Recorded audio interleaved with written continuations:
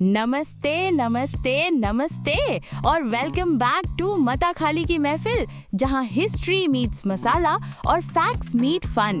दोस्तों, आज का गेस्ट तो लिटरली गोट है, greatest of all time strategist. MBA वाले इसको पढ़ते हैं, पॉलिटिशियंस इसको फॉलो करते हैं और कॉर्पोरेट लीडर्स इसके टैक्टिक्स चुपके से यूज करते हैं। तो तालियां बजाओ for the original mastermind, the kingmaker, Acharya Chanakya. Goat मत बोलिए, मैं तो सिंपल ब्राह्मण हूँ। दिमाग वो थोड़ा अबव एवरेज था। थोड़ा अबव एवरेज। आचार्य जी, ये तो अल्टीमेट हम्बल ब्रैग है। आपने एक एम्पायर बनाया, एक राजा बनाया और पॉलिटिक्स का इंसाइक्लोपीडिया लिख डाला। ओवर स्टेटमेंट से ज्यादा खतरनाक कुछ नहीं होता। मैं अगर लिंक्डइन पे होता तो बस लिखता, teacher worked on one successful project का नाम होता Mauryan empire. Low key savage, one successful project, the entire Mauryan empire. Acharya ji, आप तक्षशिला यूनिवर्सिटी में प्रोफेसर थे, लाइफ सेट थी, फिर अचानक किंग मेकिंग में कैसे घुस गए? ये करियर स्विच कैसे हुआ? एक घटना ने मेरी जिंदगी बदल दी। मगध का राजा था धनानंद, पावरफुल पर अहंकारी और मूर्ख। मैंने उसकी सभा में जाके देश के भले के लिए कुछ सुझाव दिए। और उसने क्या किया? उसने मेरा मजाक उड़ाया। मेरी शक्ल, मैं कोई सुंदर आदमी नहीं था। उसने कहा कि ऐसे बदसूरत ब्राह्मण की बात मैं क्यों सुनूं, और फिर सबके सामने मुझे धक्के देकर बाहर निकाल दिया। ओह नो, ये तो बहुत बुरा हुआ। उस दिन उस सभा के बाहर मैंने अपनी चोटी खोल ली और कसम खाई कि जब तक मैं धनानंद और उसके पूरे वंश को उखाड़ नहीं फेंकता, तब तक ये चोटी नहीं बांधूंगा। वाओ, मतलब एक पर्सनल इंसल्ट से एक पॉलिटिकल रेवोल्यूशन शुरू हुआ। ये पर्सनल रिवेंज नहीं, जस्टिस था। धनानंद जैसा अयोग्य राजा मगध पर राज नहीं करना चाहिए। और इस मिशन के लिए आपको मिला चंद्रगुप्त मौर्य, एक नोबडी, एक आम लड़का। आपको उसमें क्या दिखा? मैं एक दिन जंगल से गुजर रहा था तो कुछ बच्चे राजा राजा खेल रहे थे। एक लड़का चंद्रगुप्त राजा बना था और बाकी सब बच्चे अनायास ही उसकी बात सुन रहे थे। Natural leadership.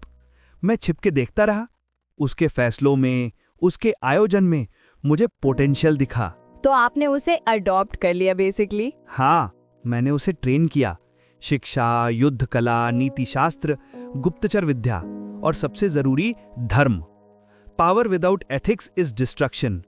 चाणक्याज academy for future emperors franchise खोल सकता था। नंदा डायनेस्टी को गिराना आसान नहीं था। उनके पास विशाल सेना थी। आपने कैसे किया? डायरेक्टली युद्ध करना मूर्खता होती। मैंने पहले उनके किंगडम के अंदर बवाल मचाया, स्पाइस भेजकर अफवाह फैलाया, टेंशन क्रिएट किया और गलत फहमी फैलाया। Propaganda warfare. परसेप्शन ही रियलिटी है। जब प्रजा का विश्वास राजा से उठ जाता है तो राजा पहले ही आधा हार चुका होता है। और आपकी किताब अर्थशास्त्र, इसमें तो स्पाइस, कोवर्ट ऑप्स, पॉइजन देने तक की सलाह है। ये आज के मॉरल क्लाइमेट में कैसे फिट होता है? लोग मुझे रूथलेस कहते हैं। मैं प्रैक्टिकल था, पर नीति का मूल नहीं बदलता। उद्देश्य जनहित होना चाहिए। आज स्पाइस का अर्थ है लॉफुल कॉम्पिटिटिव इंटेलिजेंस।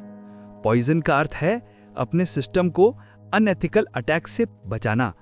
जब राज्य की सुरक्षा खतरे में हो तो असाधारण उपाय करने पड़ते हैं, पर राज्य के लिए, पर्सनल लाभ के लिए नहीं। तो बेसिकली ग्रेटर गुड के लिए मॉरली ग्रे एक्शंस ओके हैं, कानून के दायरे में। कॉन्टेक्स्ट मैटर्स, मता खाली जी। एक अच्छा लीडर वो है जो ये ग्रे जोन को नेविगेट कर सके, इफेक्टिवली और रिस्पॉन्सिबली। स्मार्ट बनो, शेडी मत बनो। आचार्य जी, आपने अर्थशास्त्र में रिलेशनशिप्स पर भी लिखा है। आज की डेटिंग कल्चर पर क्या एडवाइस देंगे? मेरी एडवाइस आज भी रेलेवेंट है। Never trust completely, always verify. Swipe right but verify left, Chanakya on Tinder.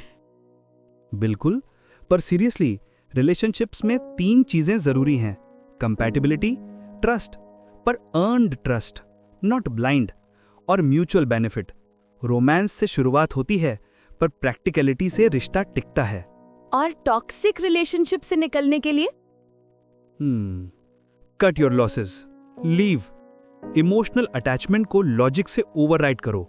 Sounds harsh, yes, पर जरूरी है। रिलेशनशिप्स भी इमोशनल इन्वेस्टमेंट्स हैं। कभी कभी आपको एक्सेप्ट करना पड़ता है कि ये इन्वेस्टमेंट फेल हो गया। Move on. आचार्य जी, आपकी और चंद्रगुप्त की रिलेशनशिप कैसी थी? ये डिफाइन करना मुश्किल है। मैं गुरु था, वो शिष्य। मैं सलाहकार था, वो सम्राट। पर भावनात्मक रूप से हाँ, वो मेरे बेटे जैसा था। मेरी अपनी कोई फैमिली नहीं थी।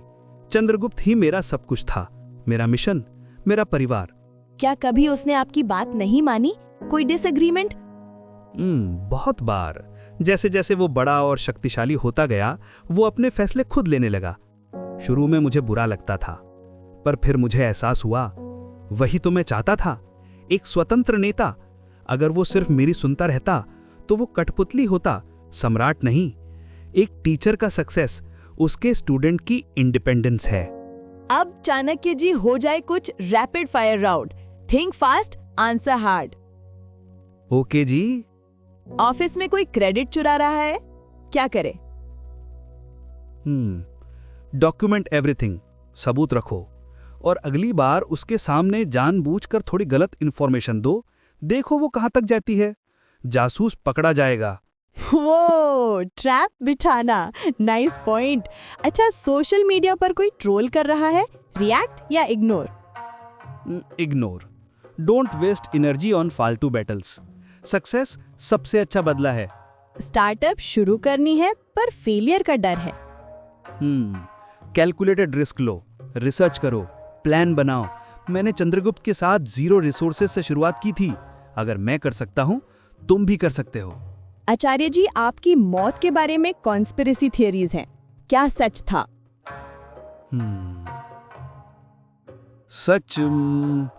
सच कॉम्प्लिकेटेड था। एक कहानी है कि चंद्रगुप्त के बेटे बिंदुसार के कान मेरे खिलाफ भरे गए। उसे गलत फहमी हुई कि मैंने उसकी मां को मारा है। ये सच था? वो एक ट्रेजिक दुर्घटना थी। मैं चंद्रगुप्त को पॉइजन की इम्यूनिटी दे रहा था। एक दिन वो डोज गलती से उसकी पत्नी ने खा लिया। मैं बच्चे बिंदुसार को बचा पाया, पर उसकी मां को नहीं। तो बिंदुसार ने आपके खिलाफ एक्शन लिया? मैंने फाइट नहीं किया। अगर मैं लड़ता तो गृह युद्ध होता, वो साम्राज्य टूट जाता जिसके लिए मैंने सब कुछ किया। तो मैं चुपचाप वनवास में चला गया और वहीं शांति से देह त्याग दी।